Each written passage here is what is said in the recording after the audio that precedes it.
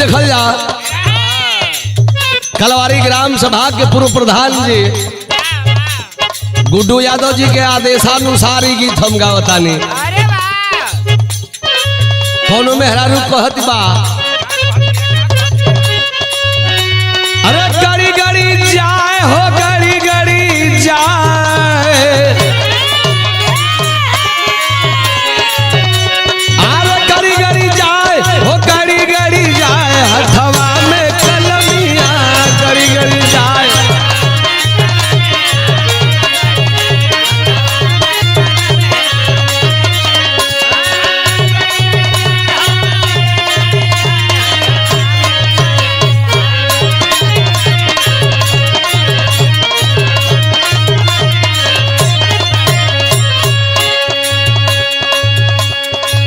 कहत बा सुग्रीव बाबू का कहत बा अरे दरदा के मारे डकडरिया में गोइली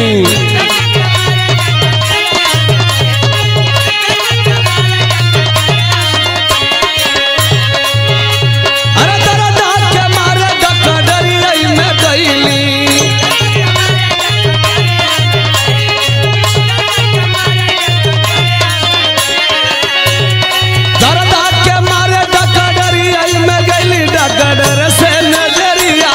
लड़ी लड़ी जाए।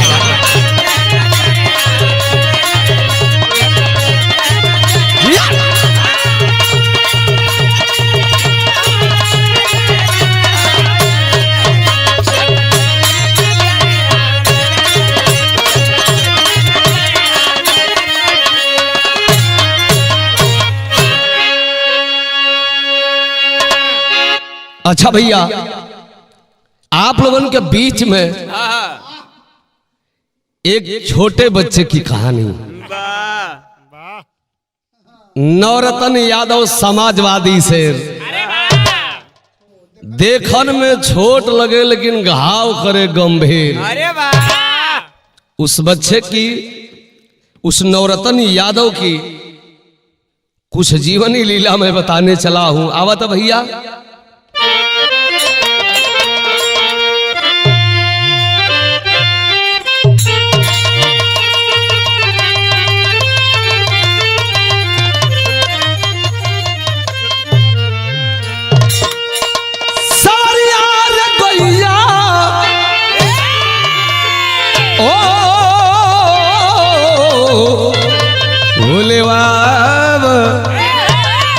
हरे जोगिया ओ मोर राम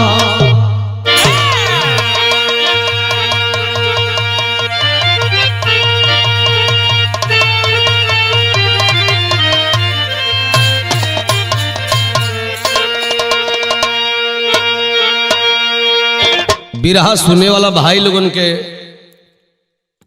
माई बहिन लोगन के सब श्रोता बंधु लोगन के हमरा ओर से बहुत प्रणाम।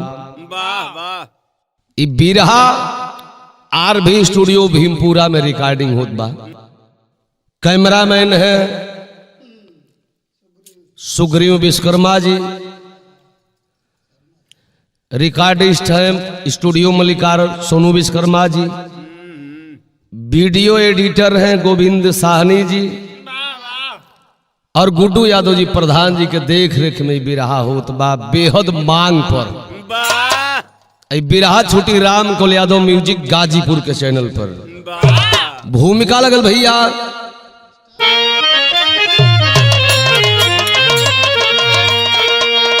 समाजवादी दीवाना चला गांव से सामने कितने नेता का छक्का छुड़ाए, आज हस्ती सलाम करे नवरत्न को, हालात ने उसको नेता बनाए, जिस बुलंदी पर आता समाजवादी नारा, उस तरक्की को दिल ने अब दिल में बसाए। कभी श्यामलाल किसका किस पर भरोसा, सापा के झंडा को ऊंचा उठाए।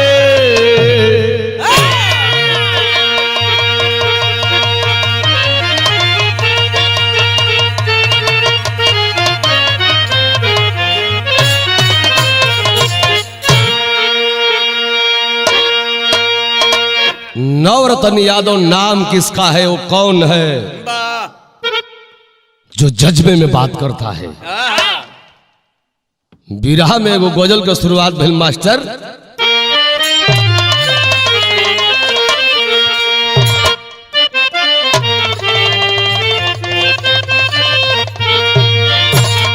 अरे ऐसा पहेली, अरे ऐसा पहेली बार हुआ है।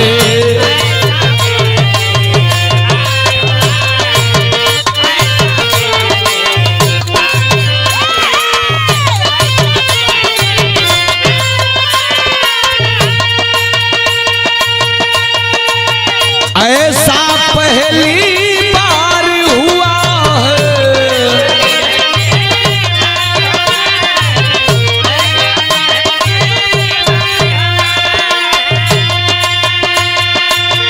ऐसा पहली बार हुआ है। ए बिरहा सुने वाला भैया लोग, अरे हमको किसी से, अरे हमको किसी से प्यार हुआ है। जिया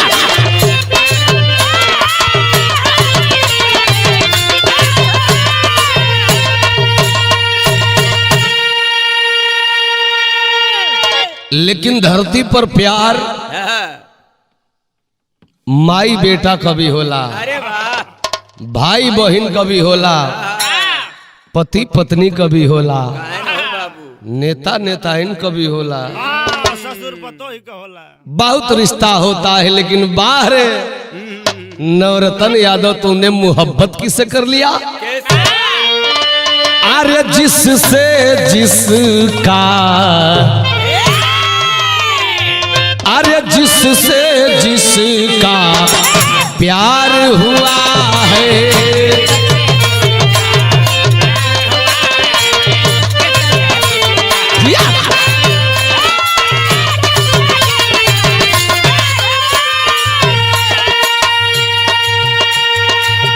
जिससे जिसका प्यार हुआ है,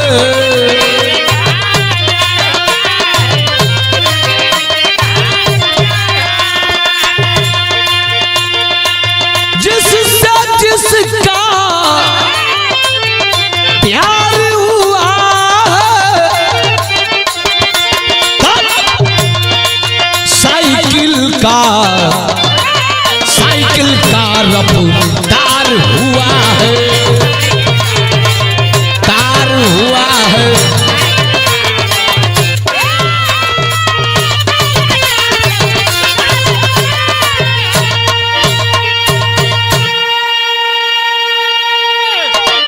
आठ बरस का छोटा बच्चा जब था वह लड़का नवरत्न यादव, तो साइकिल में समाजवादी झंडा बांध कर घूमने लगा, जबकि धंधा कर रहा था सब्जी का। रहने वाला कहाँ का लड़का है? नज्म कलाई लगल मास्टर।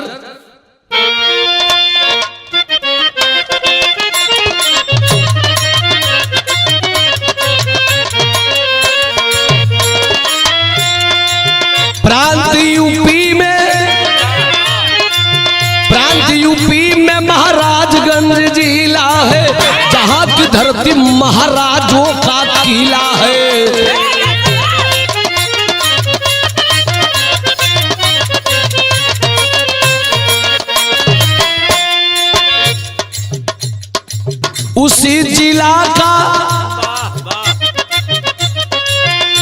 इसी जिला का नवरत्न एक कुमार सुनो,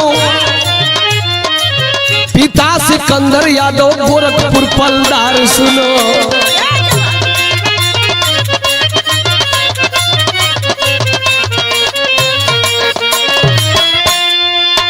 उम्र बा 8 वर्ष, उम्र बा 8 वर्ष, मन बने तागिरी में, सपा का झंडा लेके चला हीरोगिरी में।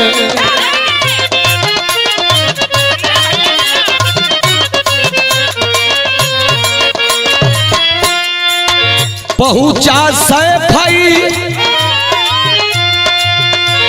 सैफई जहां नेता का सियाना है, मिले अखिलेश यादव मन गया दीवाना है।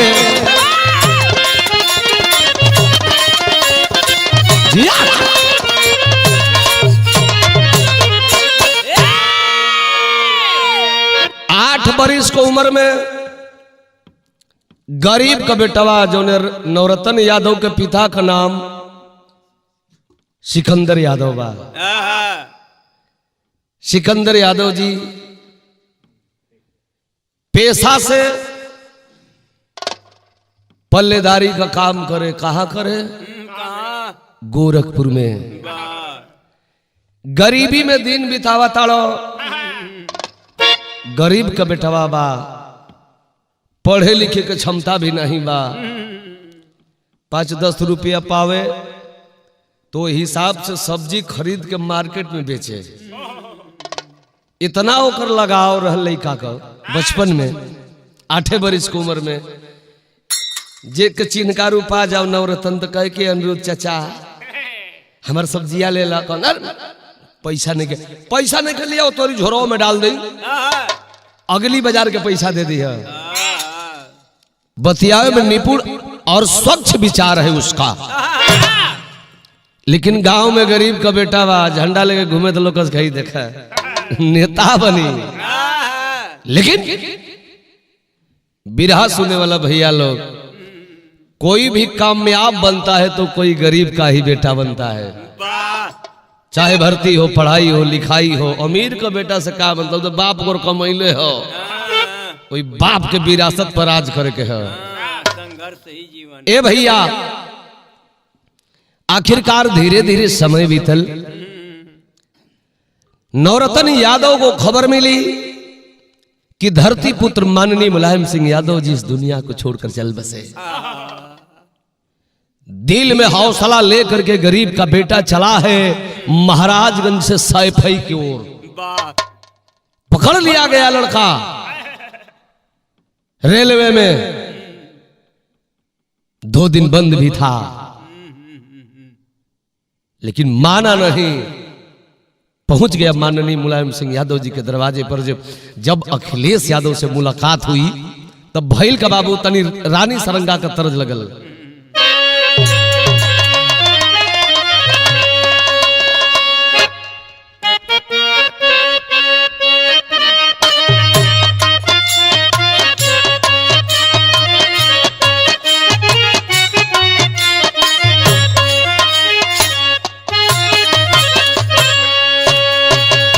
समाजवादी झंडा लेके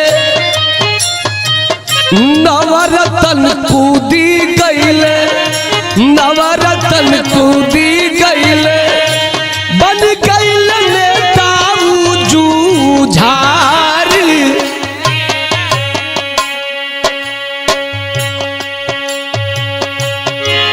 पहुंच गया है सैफई, श्रद्धा सुमन अर्पित किया नेताजी के प्रतिमा पर। लेकिन अखिलेश यादव जी उस छोटे बच्चे को देखते हैं। बेटा कहाँ घर पड़ेगा? नेताजी हमारे घर महाराजगंज जिला पड़ी, बड़ा गरीब का बेटा है, लेकिन समाजवादी पार्टी का हम एगो सच्चा सिपाही है। नेताजी पूछ रहे हैं अखिलेश यादव जी पढ़ते हो? नहीं साहब पैसा नहीं बा। अखिलेश यादव जी उसका एडमिशन भी करवाए। बोले कि तुम पढ़ो, बिना पढ़ाई का कोई नेता नहीं बन सकता। तेरे पढ़ाई में जो भी खर्च लगेगा मैं वहन करूंगा, मैं दूंगा। नेताजी पढ़ाने लगे, उसको एडमिशन करवा दिए, लेकिन मन तो राजनीति में बा, पढ़ाई से का मतलब हो। तबले आ गई है 2023 का चुनाव का समय, तबले चुनाव आइल घोषी विधान सभा के, घोषी विधान सभा के कर लगल घोषी पर चार।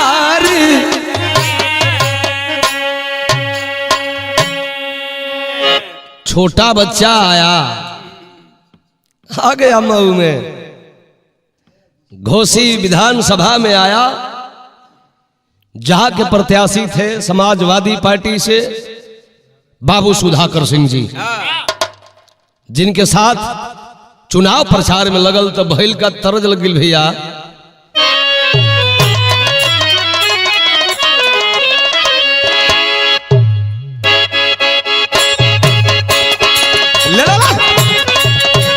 जियो शेर जियो,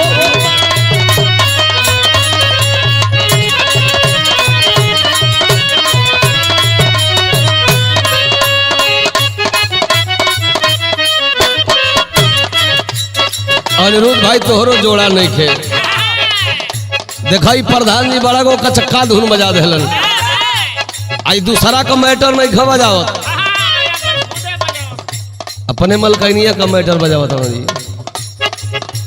कीन दिल बड़ा को बड़की मोबाइल, वही पर फेसबुक इंस्टाग्राम चलावत तड़ी, आई तक खाली यूट्यूब चलावेलो अनिरुद्ध म्यूजिक। एक दिन का मेहरारू की मोबाइल पर कोनो मैसेज कैल बा, हाय हेलो, आ तबले अनिरुद्ध भाई मरल घींच के झापड़, कनवा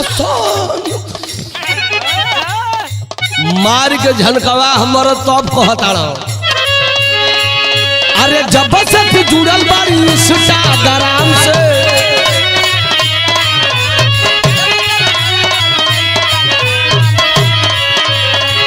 अरे हल्लो रे जयावत के नया नया नाम से,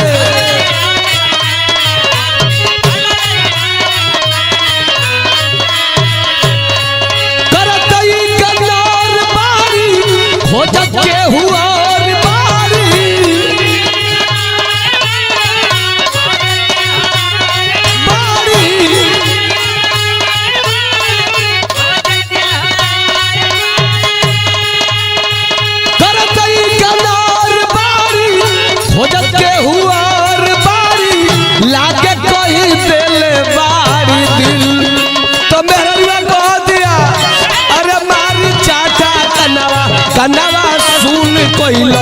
राजा जी, अरे अपना बनाई मरी,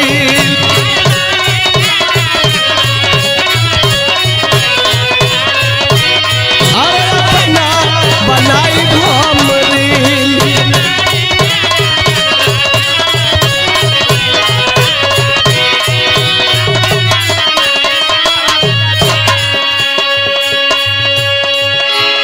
लेकिन बिरहा सुनने वाले भैया बाबू, कहानी से ध्यान नहीं हटाएंगे,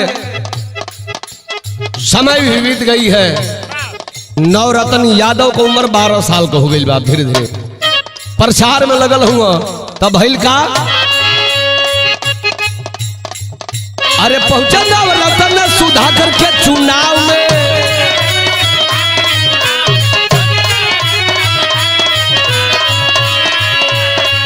अरे वोट मांगे बचावा भूमि भूमि गांव में,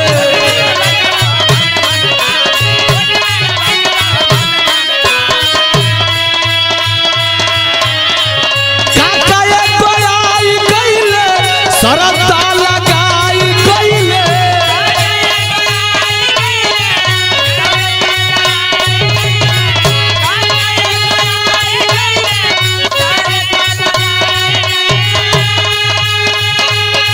काका ये कोई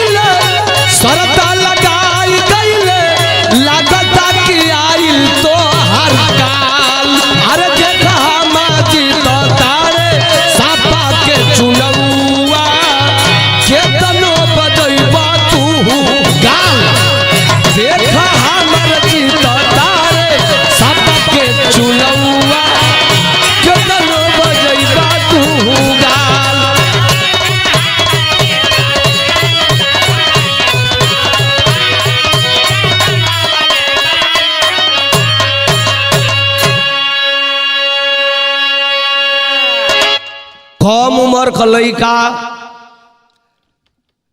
जौना गांव में पहुंचे तुलतुलाही भाषा, वो लड़का के भाषा पे इतना लोग दीवाना हो गई। तुलतुलहिया भाषा बोलत बा नवरतन। अच्छा एक दिन पियल का ताता भेता दिले हो। नवरतन बोला था ए तता तू नगुआ हलवा हलवा थल तलक दवाला हलवा। ये कल कि ना हरो बेटा। नवरतन कलश की नहीं हरब तो शर्त लगाईला का देव। हमार सुधाकर सिंह चुनाव जीतत हुआ, चुनाव तू हार जीव तो का हमके देवा। कल कि तो के गो मोबाइल दे अने तो 5,000 रुपया दे। पक्का पक्का ठीक बताता पक्का 5,000 पियलता तत्ता। वायरल हो गया नवरतन यादव इस घोषी से। ए भैया प्रचार जम के कैलस नवरतन यादव के संगे संगे हमारा गुड्डू यादव प्रधान जी भी गाड़ी ले ले दौड़तनी। भीमपुरा से सोनू विश्वकर्मा जी गई, अम्मा राजभर गई, अनुरुद्ध गई, के ना गई नवरतना से भेंट करे। कैसा छोट लइका भाई तो बड़ा मीडिया पर लौकत है भाई। लोगन का जमहावड़ा लगे लगल ही नवरतन यादव के देखे बदे। आज भइल का परिणाम का निकलल तरज बदल गई।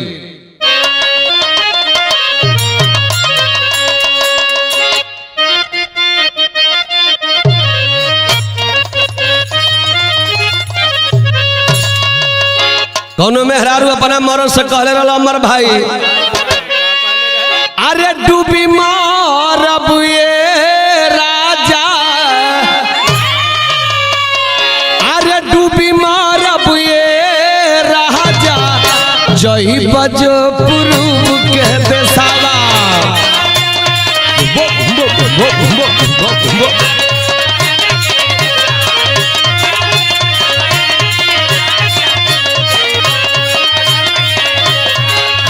वही पूरब देसावा में बसे बोलिनिया हो।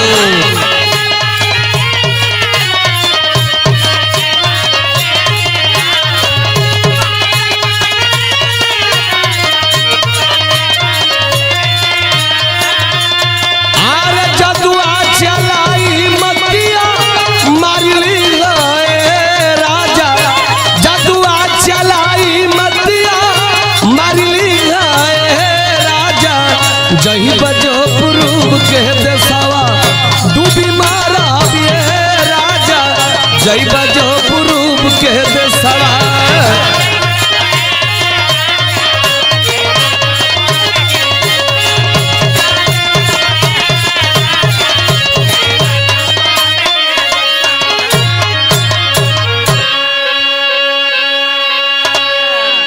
ए भैया चुनाव तो हो गया, गणना का दिन सामने आया, लेकिन बारे वो छोटा बालक नवरतन यादव घर नहीं गया। समाजवादी कार्यालय पर रह करके और जहां बक्सा रखल बा 24 घंटा उतना छोटा 12 वर्ष का बच्चा अगो रहा है और कह रहा है कि मैंने तलत लगाया है, पियलता ताता थे 5,000 मुझे जीतना है। परिणाम का निकलल अरे जीतले सुधाकर सिंह, अरे जीतले सुधाकर सिंह घोषी के चुनावा में।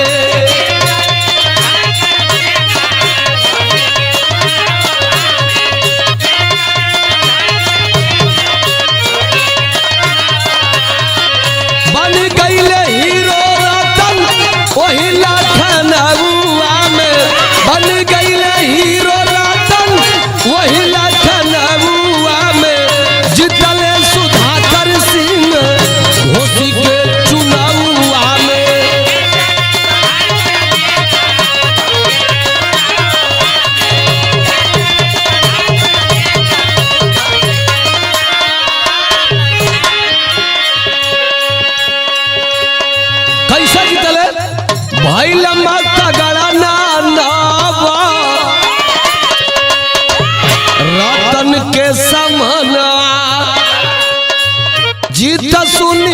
नाची नाची गावे लगल है गानावा।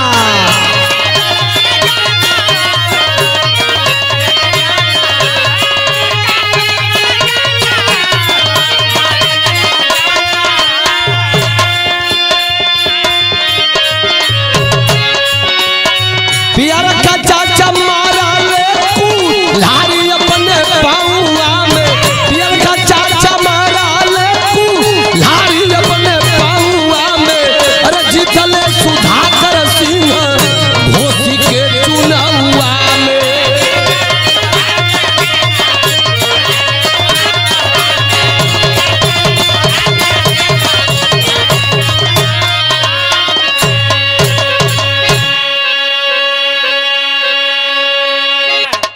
मंत्री बने का सपना देखे वाला पियर का चाचा जी जोगी जी और मोदी जी से वचनबद्ध हुए थे, मैं दारा सिंह को चुनाव जिताऊंगा, मुझे मंत्री बनाना पड़ेगा।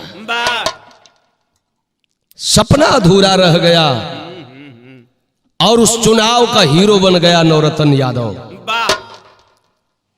चारों तरफ पुकार होने लगी नवरत्न यादव की, और फोन कई के ताहो पियल ता इनमवा हम तब देबा। पियर का चाचा का बोली बोन बा। आखिर भाई लखा बाबू विरहा में टेरी के भाव लगल।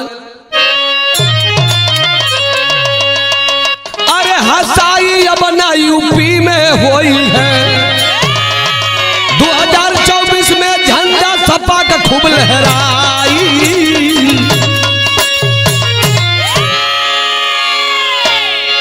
भैल का बाबू विदेशिया का भाव लगल।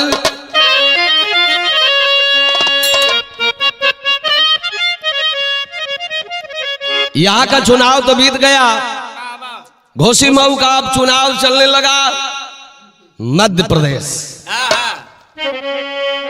अब तो बुलावा आ गया ना नवरत्न यादव को। अखिलेश यादव जी नेताजी अध्यक्ष जी आप भेजिए मध्य प्रदेश में। देखो 12 साल का लड़का का नाम कितना ऊंचा भयल, शगुन है उसके हाथ से। भैल का तम चलता हल्का वो एमपी के चुनावा में गैले अखिलेश यादव करे पर चरवा। हजूरा हो हवाई अड्डा समर्थक जुटल रहल। अरे वो नवरत्न यादव का लोग कर इंतजारवा। तब भैली मुलाकात तब धाधाई के धैली हले। अरे चल नहीं देहब साहब विरोधियन का चरावा। माननीय अखिलेश यादव जी से मुलाकात हुई मध्य प्रदेश में। नवरत्न मिला, अखिलेश यादव जी गोद में उठा ली उसको, पीठ थपथपा रहे हैं। वाह नवरत्न गजब चपेर हो। कलश के साहेब 100 भारी अकेले नवरत्न लई ताहे बाली लई तू नाव दिदा दे दिखाऊंगा। नेताजी अच्छा आप लोग देख रहे हैं, मीडिया वाले पूछ रहे हैं कि अखिलेश यादव तुमको मान है? अखिलेश यादव नहीं, अखिलेश यादव जी कहो। यादव जी बोलो, अध्यक्ष जी बोलो, अध्यक्ष जी बोलो, अध्यक्ष जी। क्या तुम्हारी भाषा है नवरत्न? आखिर बाबू लड़का अपने खानदान, अपने गांव, अपने जिले का नाम रोशन कर रहा है। बिरहा का आखिरी तर्ज मास्टर।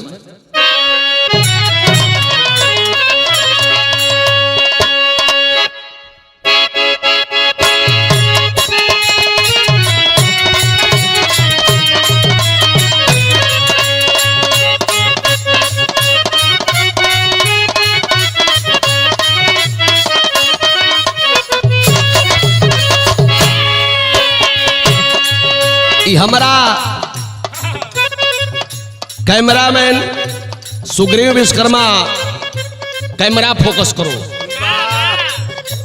मेहरारू कहती बा गईला जब से बाहर है याद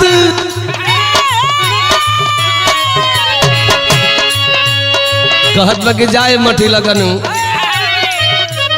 जड़वा में तो ना दुख देता रहा। तू का जाने तोरा बम्बई तो गईला बम्बई से तो स्टूडियो में रहा तारा है सीधे जवानी साला गड़बड़ा थी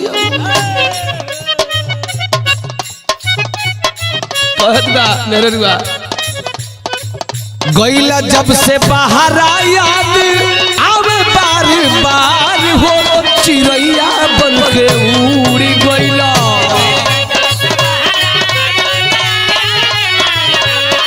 हो चिड़ैया बन के उड़ी गईला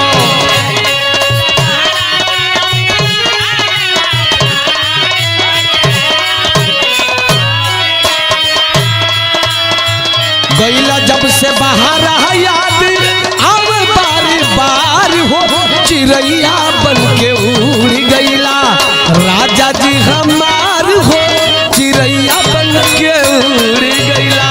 काहे प्रधान जी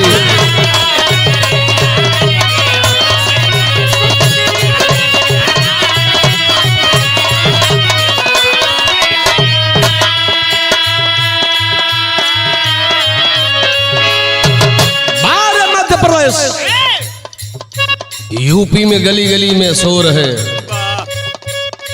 समाजवादी को लाना होगा, प्रदेश बचाना होगा।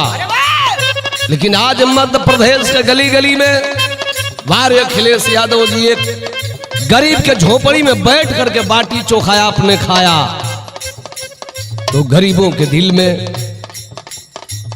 दया होती है, दर्द होती है। तो आपने उस गरीब को टिकट दे दिया। शोर मचल बा का मचल बिजावर विधान सभा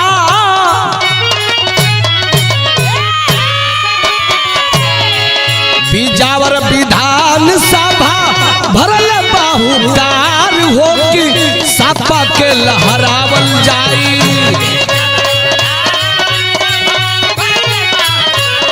हो कि सापा के लहरावल जाई।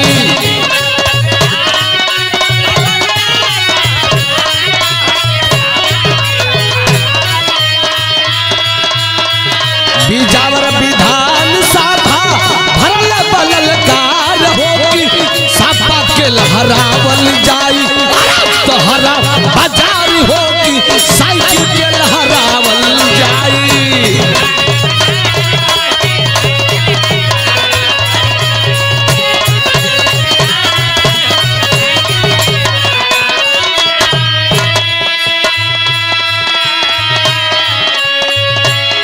अखिलेश यादव जी मध्य प्रदेश के बिजावर विधानसभा जब पहुंचल हुन अखिलेश यादव का सच्चा सिपाही वो समाजवादी से नवरत्न यादव घूम रहा है। फिर मुलाकात हो गई, फिर गोदी में उठौलन हो भइल का अखिलेश यादव जी पीठ ठोक दिहल दिल से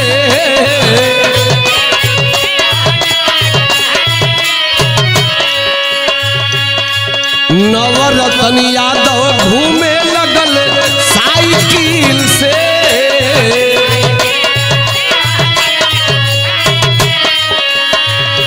बेटा नवरत्न सजग से रहना वरना घुसपैठ हो सकता है। गलत कह रहे आपने कह दिए मैं वह सिपाही हूं समाजवादी का मैं काम करूंगा कह रहा है लड़का नवरत्न। घोसी जस जिता के आइब बड़ी सरकार हो कि सपा लहरावल जाई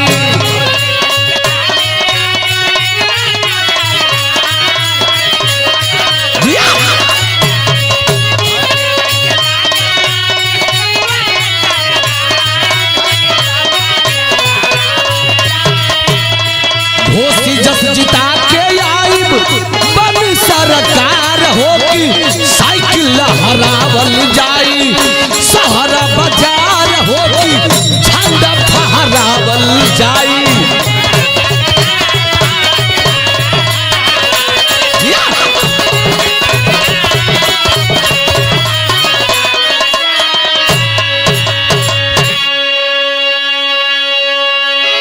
कि बाबू आज मैं भी रहा गा रहा हूं,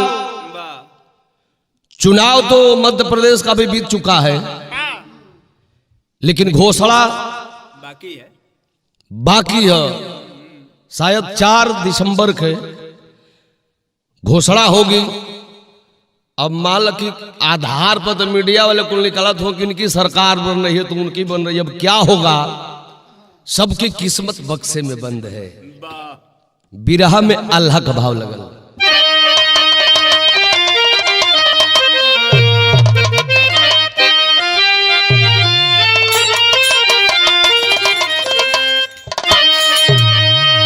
हाय राम, तो 12 बरस के अभी नवरतन भइलन बाबू।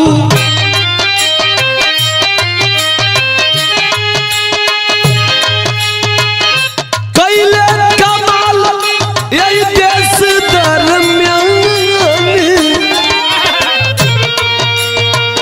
दिहल भगवान पति आवे के अकिलिया बाबू।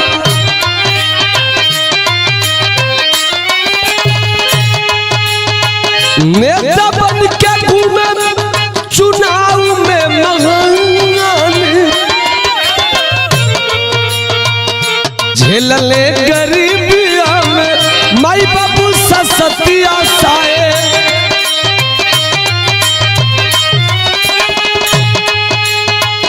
उन्हीं का लाल बनल धरती के सुजंगन,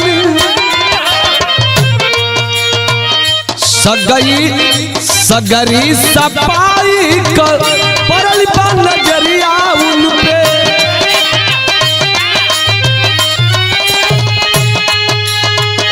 खुशी में झूमे लागल पूरा खानदान।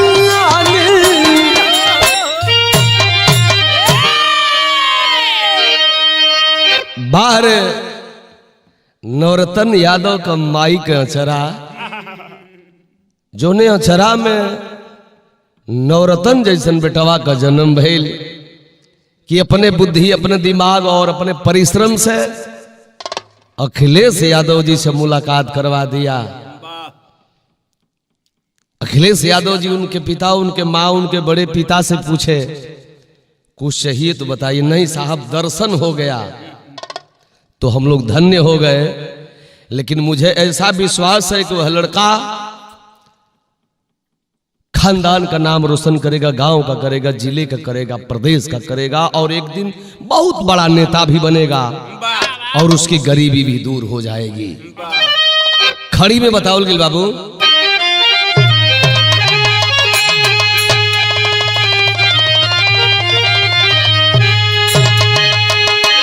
मीडिया वाले पूछ रहे हैं पढ़ते हो कि नहीं, एग्जाम दिए हो कि नहीं। कह रहा है कि एग्जाम मेरा यही है, पढ़ाई यही है, पढ़ाई मेरी यही है। एक पढ़ाई की परीक्षा दिया तो मैंने घोसी में पास हो गया। दूसरी परीक्षा मेरी चल रही है मध्य प्रदेश में, पास हो जाऊंगा। विद्यालय की परीक्षा में कहाँ देख पाऊंगा। वो तो हमारे नेताजी अध्यक्ष जी एडमिशन करवा दिए हैं, टाइम मिलेगा तो वो भी परीक्षा देख लूंगा। बात नहीं करने दे रहा है किसी मीडिया वालों को। खड़ी में बतावल गई।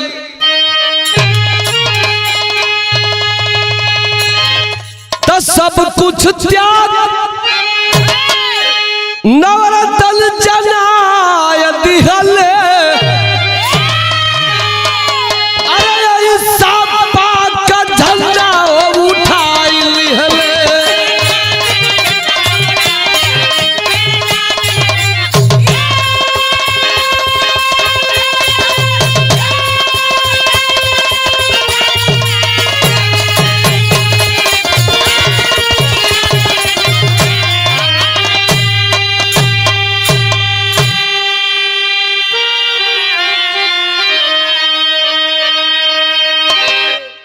माननीय मुलायम सिंह यादव जी को वह भगवान मान करके उनका फोटो लगा करके चूमता है और फूल माला अर्पित करता है। अपना गार्जियन, अपना सब कुछ अखिलेश यादव जी को मान रहा है। तो भैया हो, कण-कण में भगवान है। नेता की उपाधि मिली तो इस धरती पर दो लोगों को मिली, एक सुभाष चंद्र बोस जी, दूसरा नेता धरती पुत्र माननीय मुलायम सिंह यादव जी। तो जप रहा है माला भगवान जान करके, तो वह दिन भी आएगा और डॉक्टर श्यामलाल कवि की कलम कुछ इशारा भी कर रही है बच्चे की ओर। अरे आवे वाला दिन में आऊ बन गए विधायक, देशवा के लोगवा बनाई दिए लायक।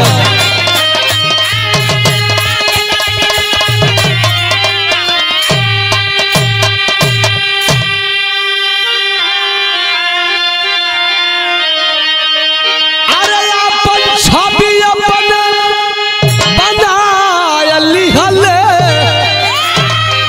अरे सपा का झंडा के उठाए लिहले।